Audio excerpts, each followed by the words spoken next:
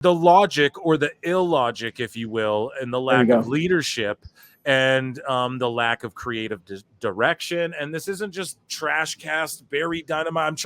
I pointed out the positives, guys. So now I'm on a little bit because it's getting silly, okay? But I pointing out the positives here, right? I said they opened the show good. So anyone, oh, it's just AEW hate. Listen, I put over, okay, they put Swerve in the right angle. They're pushing Roosh. They're brawling in the crowd. That's good. You know, it's awesome. It's like, oh, it's live TV. And Hook has a good mentor. Right. Hook has a good mentor.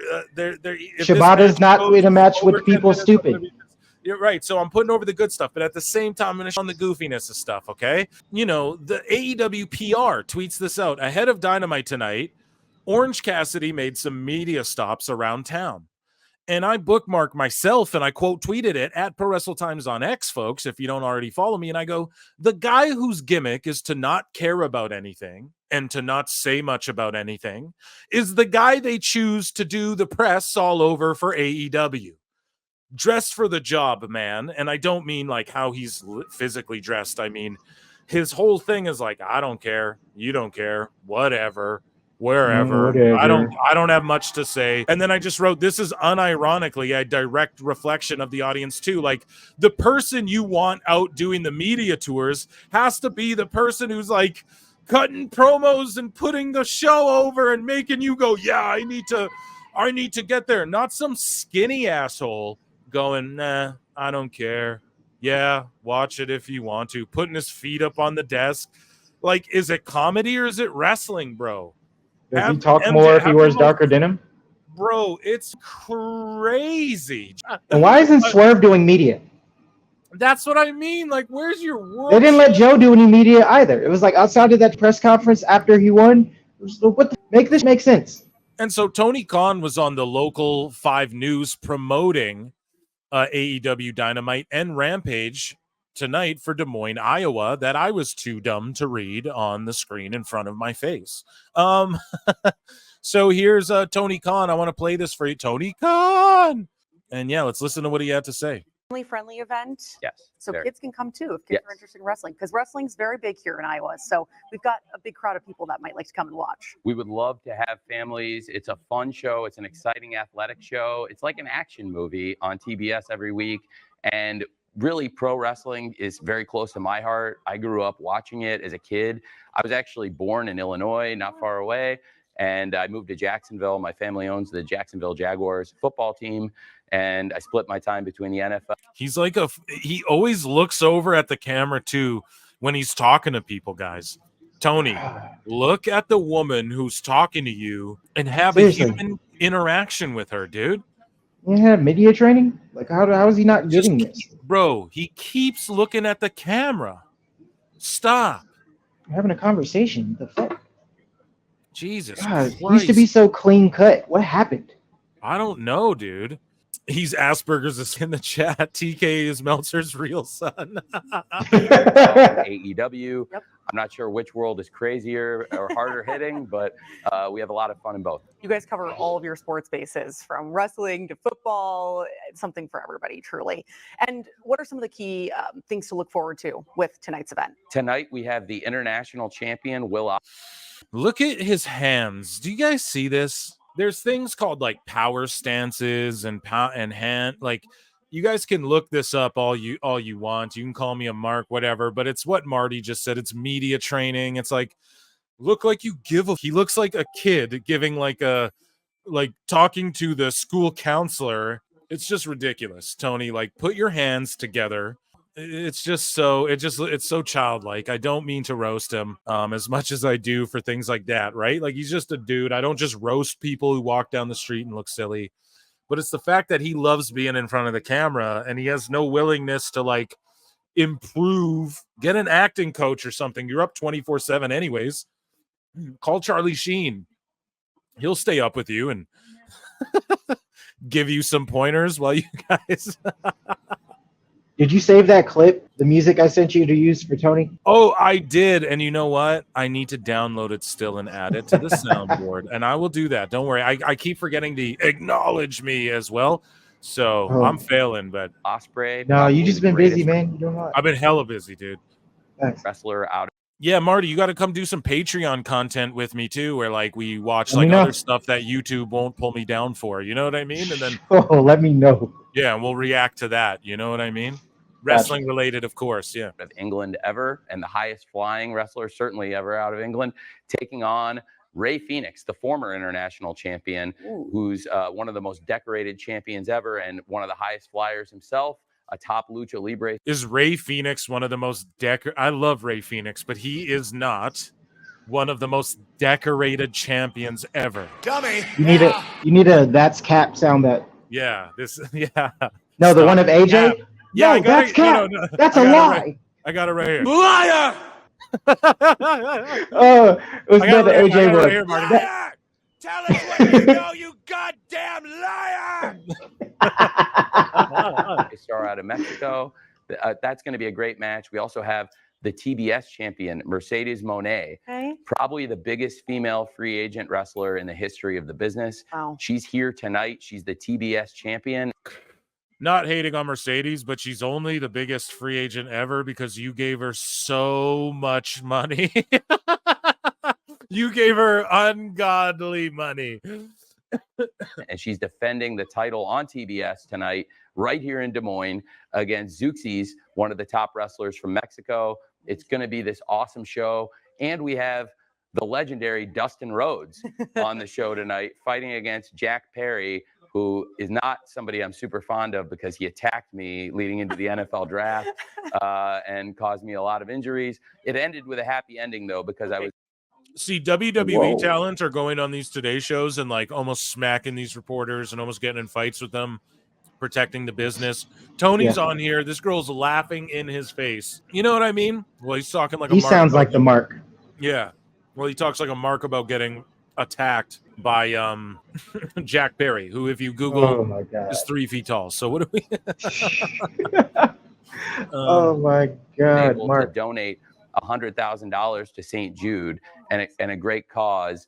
And shout it out that he donated the 100K to St. Jude. I mean, that's 100K. That's light work to him. That's light work to him. That's pocket change to him. So, but shout him out for that. I mean, I'm never going to be mad at people being charitable. Because of this, the Run Rich Run, Rich Eisen charity ended up being a really nice thing we did out of what was a really painful injury. I got pile drived on my own show. Oof. But that sounds tough. It's okay. I'm okay.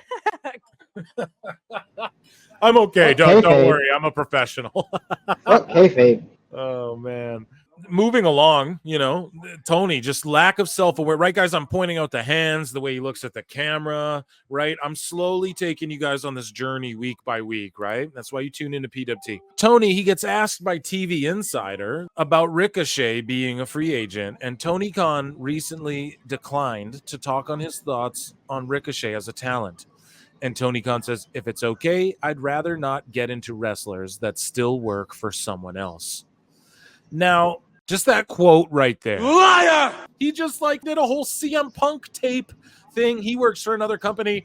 They bring up Cody Rhodes all the time. This took Ospreay when he was on the other show, when he was still under contract. He took him while he was under contract. Now, okay, is Tony changing his mind and getting a new leave on life, and he's just like changing his ways? I don't think so, you know, I'd hope so, but I don't think that's what it is. I think it's this like lack of self-awareness and just this sort of victim mentality and just like projection, you know, it's just saying the thing that if he should have said this sort of from the start, but instead he freaked out, you know, acted like a child over all of these things. Wealthy and out of touch. Right. Has all these meltdowns, is entirely out of touch. And then now he's going to say something like this. I don't know. I just find it incredibly hypocritical coming from TK. I'm not going to lie. He got worked and is mad about it because Ricochet's probably not going nowhere. And yeah, also, this could be an indication that Ricochet stays. Now, the thing is, as well, is that he had another comment here. Tony Khan says, I think, to TV Insider, he says, I think we'll have our best show ever in Wembley this year. We already had it up to this point in Revolution. I thought top to bottom it was the best event we ever did, culminating in the greatest moment in AEW history. Sting's retirement and walking into the sunset as a champion on top of his game. having him reclaim his spot on top in wrestling after a comeback nobody thought was possible, and going undefeated and running through my roster without me having the intelligence to put even one person over on him. Sorry, I added that last one. That was probably my favorite moment in the business. I think Wembley will be great, though. This is great. Certainly last year's Wembley All-In and Revolution have been my two favorite memories in wrestling to this point. I think this year's will be even better than the last. And I just said it cooler because I'm Mickey McCon right now. So No, he sounds like if Towley started doing coke instead of weed. yeah. Hey, now you said it, not me. You said that. Not No, me. I said it. So I said it. Yeah. Phil didn't You say are it. now. I said it. So, yeah, man, I don't think this one's gonna be better. So that's my opinion. I don't think this Wembley's gonna be better than last one. Last one was pretty good, and especially in hindsight, knowing that like Jack Perry got slapped around and everything. Cry me a river. Yeah, it's gonna live in infamy. And like they had Punk versus Joe. I don't think you can't really, unless you work some hot angles, start building storylines that culminate and end there, or hit their biggest stride there, or their next biggest stride there, Tony, or else your buddy Wrestling Russ. As a little kid, Tony jumped up and down on his bed with his DX underwear on and Flock of Seagulls hairstyle. Do you think he was a DX fan, or has he ever gone on record and said that? Marty, if he went to do you think- ECW shows growing Yeah. up, because he says he likes to point that out a lot, I could see him getting into the whole DX thing, especially when it like first started, because that's, to me, was when it was at its best. So I could see him doing that, or him doing the whole Austin thing. It'd probably be a mixture of the two. I bet like the reason he gets so mad at Eric Bischoff and what gets triggered by what Eric Bischoff has to say is because like he admires Eric Bischoff because he probably loved the cruiserweight division and WCW and all that. Yeah, that's probably why he's so like sour grapes. I think he thought like Jim Cornette and Bischoff and all these legends were gonna like just love everything he's doing and Shit on Vince and love him because he's doing something different. You could totally tell he looks up to him, because I mean, when you really sit and look at it, because Bischoff sons him all the time, and it's like literally like he did the thing that he's trying to do, and the fact that he's calling you out on it, that's from like a firsthand perspective. Like if you watch the death of Who Killed WCW thing. oh like, the dude, first I love episode, that. it was awesome. Yeah, episode 2 slamming too, man. Like that's a great show. I gotta man. watch that one. It's But not in the just first the- one, There's no WWE like initiative controlling it. Like it's all firsthand you know, like perspective we've from people all there. seen the DVDs where it's WWE's version of what happened to WCW. This isn't that. Like it's the same things, the finger poke of doom, but it's like It's objective. the only thing I wish is that they had Hulk Hogan on. And Sting. Those are the two guys. I heard he didn't want to do it. I mean, I wouldn't want to if I was him either, because like he's mad at those Vice guys. Like this is the dark side of the ring guys, and like it would have been awesome though if they had Hogan and Sting. You would have thought with The Rock, though, he would have jumped at and the opportunity to kiss ass. And they don't have Flair. Like that's the only thing I'm on this one about is or do they have Flair? I don't think that. Yeah, did they have Flair on it? I think they have Flair. I think they have Flair. Maybe they did. So that pisses me off. I'm laughing off being pile driver. That's ended and shortened wrestlers' careers and should be slapped, making it a joke. I know, dude. He's laughing off the pile driver, and this is what I mean, man. We almost lost Austin to that. You like, what the have fuck? to, yeah, dude. Like he thought it was cute to wear a neck brace, just to wear a neck brace. Like he wasn't selling it. None of it made sense At the draft, at that. dude. Like it's kind. He thinks he's like, oh no, I'm doing this rest. It's not, dude. It's like a slap in the face. It is cosplay. People got mad to say at me. They're pro like, it's wrestling so homage. much. They're like, it's homage when MJF dresses like Triple H. I'm like, no. To me, they're just because they've done this sort of so much. We're just into cosplay territory at this point, you know. It's corny as fuck, because to push the pro wrestling agenda so much, to then at the same time talk out the side of your neck and disrespect kayfabe. You're going against everything that you're trying to push. Oh, we're the pro wrestling show. It's like, okay, but kayfabe should exist. If that's the case, don't get on there and then make a mockery of your own product in the business as a whole, just to half-ass it on a platform that should be giving you millions of viewers. Like, this is insane. Yeah, Tony Khan, man, just a funny guy. What can you say? Tony Khan was also asked by TV Insider about his thoughts on the TNA WWE working relationship. And Tony Khan said, "Since we launched AEW, we've been looking to work with great wrestling companies across the planet. The relationship with New Japan Pro Wrestling developed in 2021 and built to the point where we teamed to do a co-branded event like Forbidden Door. It was magical. We're approaching the third one.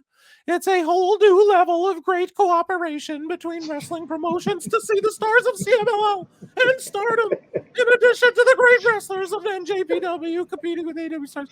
So he just started talking about his. I give him props for this, actually.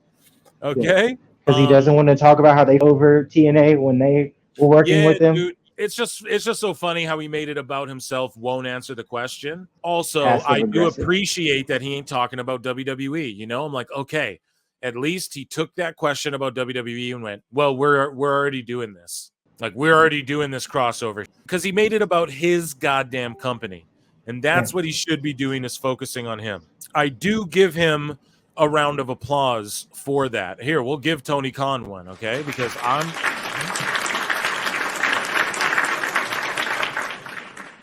okay with him just spinning that question about TNA and WWE and going, "I'm here to talk about AEW." Oh, that But NXT picture was great. So then here's a picture of what happened on NXT, right? So Cody Rhodes was all over NXT. We're going to talk about Cody Rhodes further in a second. It was another good episode. NXT is a great show. If you don't tune into that, you really should. And just a normal Tuesday night, hashtag WWE NXT. And you have All Ego Ethan Page, who was in AEW. Sean Spears, who was in AEW, Brian Pillman Jr., who was in AEW, Cody Rhodes, who was in AEW, and they all have this moment where they point on the show. They had this little segment. I don't want to get Don Stevens, so I'm not going to play it, but they Cody Rhodes walks up and then he says, "You guys are in a better place," or whatever. Facts. So I popped. I know it was kind of crickets, though. The crowd didn't really seem to give a. I mean, I popped a bit. It's just funny, right? Like, you want to call it a war and all this. I mean, what else do you do? It makes sense that if anyone's allowed to do the little thing, say the little pot shots and all that, it's Cody Rhodes, right? Like, we know it's not Vince making him or telling him to do anything. Like, this is a new era. Triple H isn't like, yeah, go in there and on Cody. Like, maybe Shawn Michaels did think, maybe they're petty enough. Maybe they took that bald asshole thing really to heart. But ultimately, they take this picture, and no subtweet from Tony. Lots of people are melting down, though. You know, the cult is going to be in shambles. It is mostly like WWE people reacting to it, though, being like, "Oh, this is hilarious. This is hilarious." And but then I did see a few tweets like this, so I bookmarked one example, but there was many examples of this where people were saying, so a shout out at Seahawk says, "If AEW takes a shot tomorrow, it's fair as hell." And then this guy says, "So a normal Dynamite episode," and they're both right in this regard. Shout out to the home we see. Shout out to the homie Cam. AEW takes shots or at least they bring it up all the time. So now that WWE's getting their little thises and that's ins, I'm okay with it, but also other people see it from the other perspective. They're like, "No, dude, WWE's punching down and it's not cool." And I do see that perspective, but like, when you're on top, you're able to do that. And people like, "Oh, AEW's not real competition." Like, no, it's not on any metric, but it is as far as like perspective, and like WWE's still gonna sun them. Like, they're not gonna. It's an alternative. Look at the narrative, though. The narrative is that NXT is the C show. If AEW wants it, exactly, it is the C show. That Brian Alvarez today was saying, "Oh, nope, don't expect NXT to beat Dynamite," because he knows it's coming up. So now he's like, don't expect it to. It won't, because he knows it's about to, and it has been. If you really break it down, we're going to talk about it in a minute. You are right. It's like the developmental, quote unquote, and this is their main roster. Like, this is all their main peoples on Dynamite. But yeah, man, to me, I just view it like AEW wants to be competition until they're treated like competition. Then they cry, "Oh," or at least the fan base does. So that's why I appreciate Tony Khan just not even talking about WWE.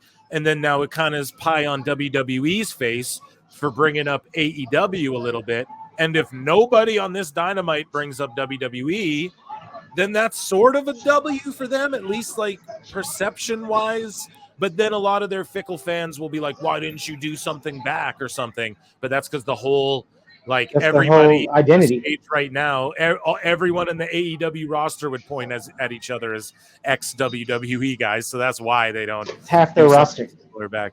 But yeah, I definitely see it from both perspectives, though. Like, if AEW takes a shot, it is fair, but don't encourage that. You know what I mean? They got to just focus on them. You know what I mean? If WWE starts getting too petty, that could be a good thing for AEW as far as like turn of the tide or like public perception, you know? So yeah, I don't know. I just want I to feel try like that's NXT's brand, though, in the sense like just it's the young hot brand with all the great story, and they're actually building like talent to be, or at least have the potential to be superstar level. And the fact that it's the younger demographic, so of course they're gonna take shots and be a little bit petty. Like, it's funny when you're up, you're gonna talk your. Why the not? AEW makes a whole like half of their promos. Like, I dare somebody pick a show, pick one show since their inception. Pick one show where there isn't at least one promo that doesn't take a shot at WWE. That was MJF's whole shtick for like 3 years. I think it's really just that WWE is more tactful in the way they do it. AEW is just blatantly mentioning WWE every chance they get. It seems. Here we go. Thank you, Jonesy. Wholeheartedly agree. Because that was like what I was trying. I was struggling to find the words there, but it's like they're sort of memeing AEW and like little brothering them and making it like, yeah, we were there, haha, this is the big leagues. Whereas AEW's like, and over there, it's so, you know, like they're just whining about it. You know, like wrestlers who never even wrestled there, like, yeah, and those, you know, those, like, you know, those in Connecticut, yeah, you know, the fuck those guys. It's like the bald assholes in Connecticut. Yeah, you could never make it there, bro. You know what I mean? Like, they don't with you, so it doesn't. You know what I mean? Anyways, coming on to the show, your friend and ours, my absolute favorite guest in the world / compadre. We are good partners outside of the show, I would say. Myself and the next gentleman, who is everybody's most feared AEW hater account, if you will. His name. He needs theme music. He does, and it's coming. I assure you, I'm on it. Awful Wrestling is on the show. Round of applause.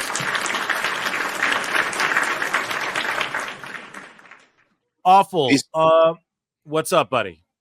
Peace, gentlemen. What's happening? What you think about NXT? You know, doing the little AEW thing, and then what do you think about what Jonesy 84 has to say here? In this case, they weren't. They were trying to capitalize on last week's number by throwing Cody out there, and 718. That's going to be beatable. Well, I'm happy you brought up the rating because I want to transition here. Awful's here. Party can start. What the dude? I'm a more liver party than this old fogey is, dude. What are you talking about? Oh, it's been lit. We're just turning up. Right. But I'm the one that can bring the alcohol. So these are full, you know what I mean? So Brian Alvarez tweets out, very unlikely NXT beats Dynamite. I responded and I bookmarked myself. I made my own show twice this week, guys. Put myself over.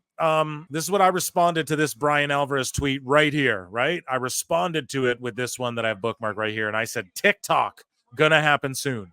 Plus, NXT already beats Dynamite in the ratings when you don't play stupid semantical games. Take out the misleading lead-ins and overruns, and NXT is ending with higher ratings than AEW. Also, their peaks are identical. Talk about that for once. Boom. I don't know. Here, I'll give myself a goddamn air horn. There you go. Awful. Your thoughts. And then the number came out. It was like 718. Obviously, it's a little inflated. You did pretty good, kid. You did all right. Did all right. Yeah, man. I mean, see, these are the types of people that create this divide professional wrestling. They happen to be the journalist.